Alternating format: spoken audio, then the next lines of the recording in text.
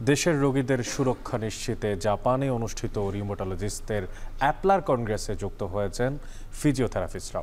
এখন টিভির সঙ্গে কথা বলেছেন ফিজিওথেরাপিস্ট ডক্টর মোহাম্মদ আলী।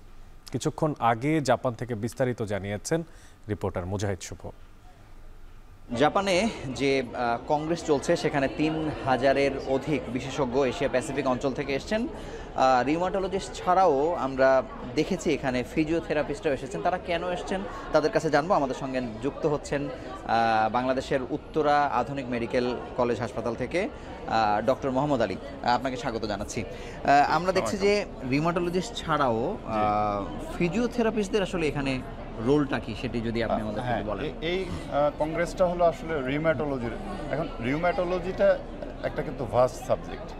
এটা ধরেন রিউম্যাটোলজির ইনফ্লামেশনের কারণে আপনার লো ব্যাক পেইন হতে পারে, নি পেইন হতে পারে, হাতে পেইন হতে পারে। সিমটোম্যাটিক যে ট্রিটমেন্টটা আছে, ঠিক একটু আগে আমরা যে সেশনটাতে অংশগ্রহণ করলাম এটা ছিল ডিজিটাল পেইন ম্যানেজমেন্টের উপরে।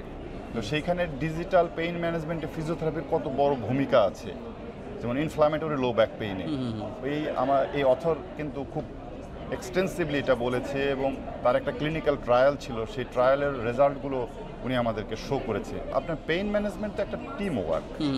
একজন রিউম্যাটোলজিস্ট ডিজিজ মডিফাইং ড্রাগ উনি দেওয়ার পরে ডিজিজ মডিফাইং ড্রাগ তো আপনার পেইন কিল করবে না, এটা ডিজিজ মডিফাই করবে। পেইন কিলারের জন্য তো আপনাকে হয় এনসেইডস ব্যবহার করতে হবে, না হয় ফিজিওথেরাপি ব্যবহার করতে হয়।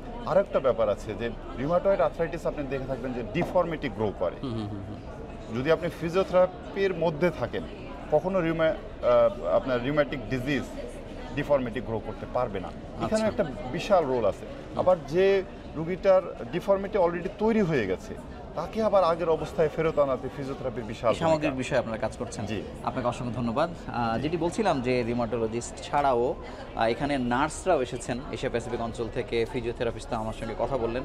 সব মিলে বাত ব্যথা সংক্রান্ত যে বলা হচ্ছে যে প্রায় ৭০০-র কাছাকাছি রোগ, এই রোগীদেরকে সুস্থ জীবনে ফেরানোর জন্য সমন্বিত প্রচেষ্টা, এবং তারাই এই কনফারেন্সে এসে শেখার চেষ্টা করছেন যে নতুন কী তথ্য তারা নিয়ে যাবেন রোগীদেরকে সুস্থ করবার জন্য। তো এই ছিল এখানকার সবশেষ খবর।